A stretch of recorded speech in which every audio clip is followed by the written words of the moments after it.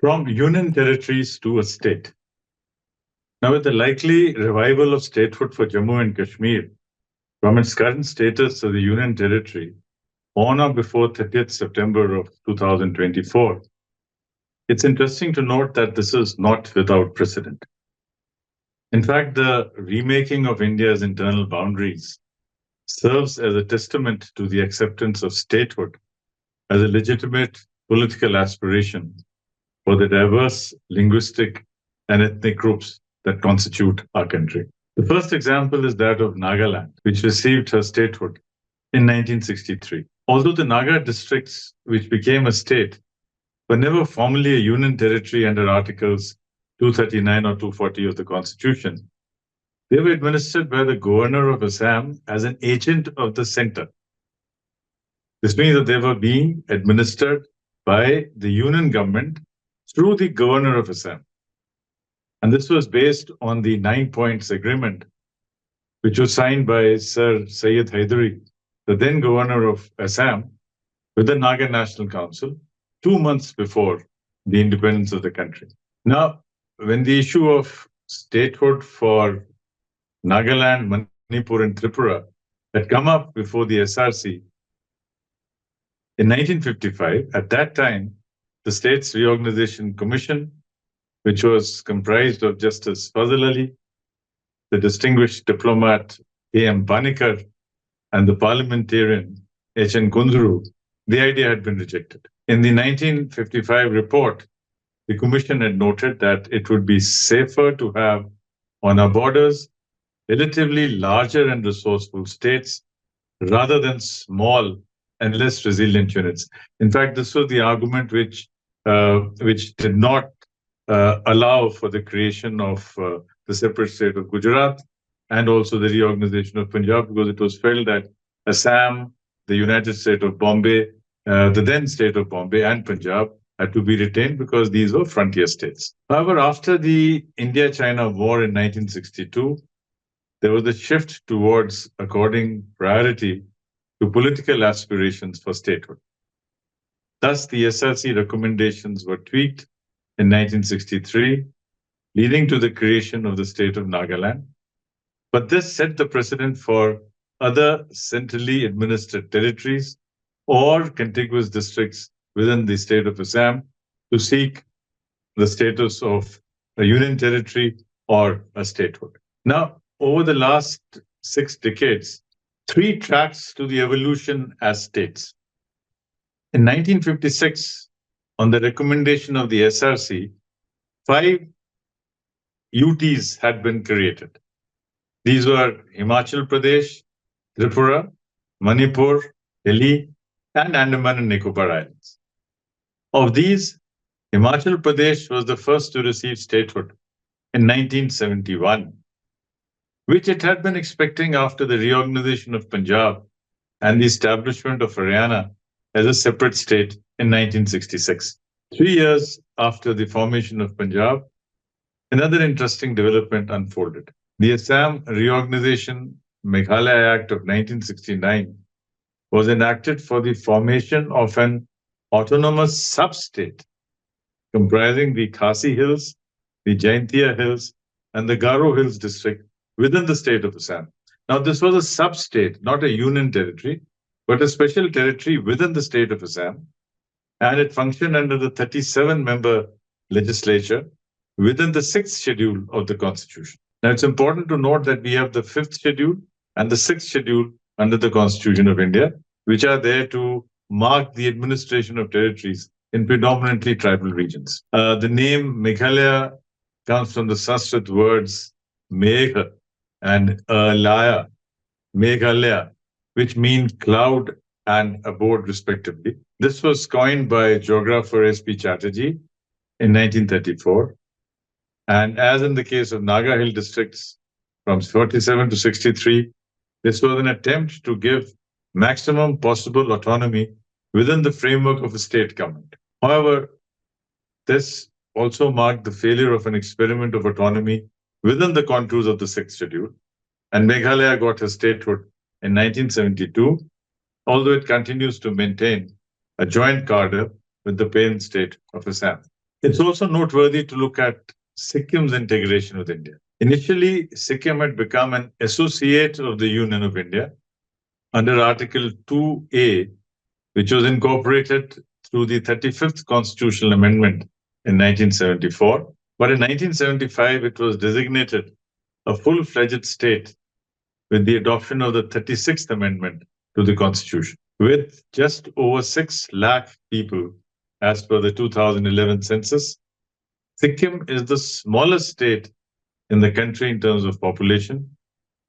The title for the smallest state with the state with the smallest area, of course, goes to Goa, which has a territory of just 3,700 kilometers. Therefore, since 1956, states have evolved from union territories, for example, Manipur, from substates like Meghalaya, and associates, as in the case of Sikkim. Now, these union territories, especially the smaller union territories, have also created their own cadre management challenges. Because while Tripura and Manipur had attained their statehood in 1972, but with a perplexing administrative peculiarity, and from 1972 to 2015, these two non-contiguous states, separated by an aerial distance of 248 kilometers, technically shared a joint cadre for the three All India services, the IAS, the IPS, and the Indian Forest Service.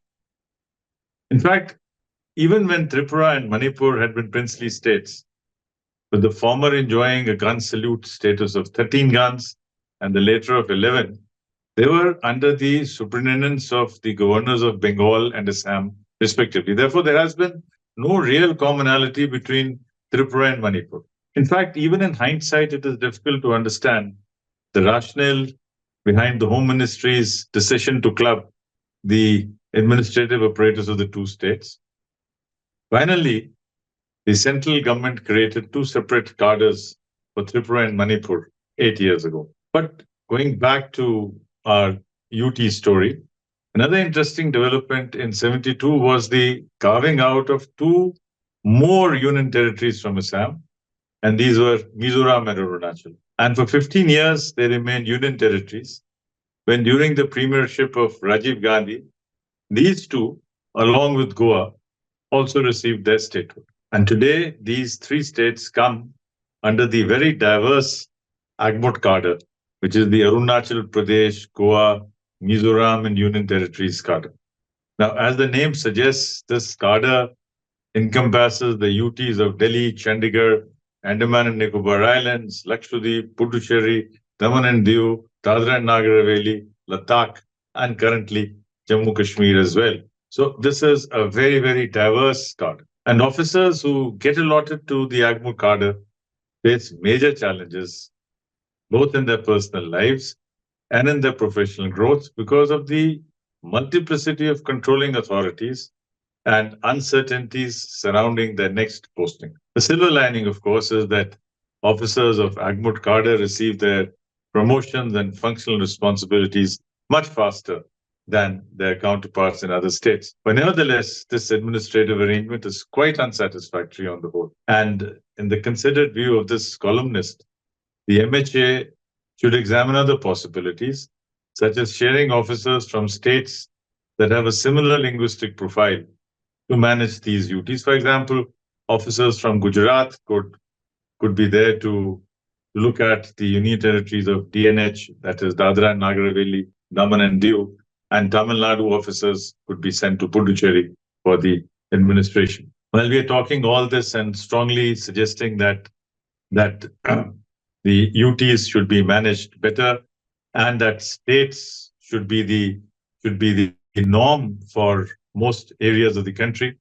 We come to the Manipur conundrum. Now, while ethnic and linguistic issues have largely been resolved in most states and union territories that have gained statehood, Manipur continues to pose a major problem.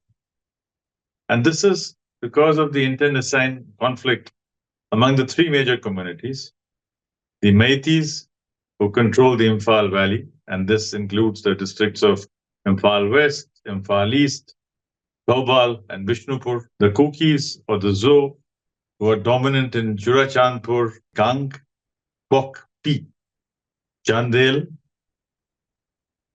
then Konupal and Ferzol, and the Nagas, who hold sway in Damanlong, Chandel, Ukhrul, and Senapati districts. Now, given the abject failure of the state government on all fronts, from law and order to development to management of natural resources, there's a very strong case for the administration of Manipur to be taken over by Niti for purposes of development and resource management, and by the MHA for the maintenance of law and order, at least for the next 10 years. And after this duration, a renewed effort has to be made to find a politically acceptable solution in which all the three ethnic groups feel completely involved and engaged in the governance. We have tried many administrative constructs to resolve long-standing issues in the last 75 years of our independence. And I think it's time that we made a sincere attempt to address this Manipur conundrum as well. It is, of course, a mighty challenge, but not an impossibility. Thank you.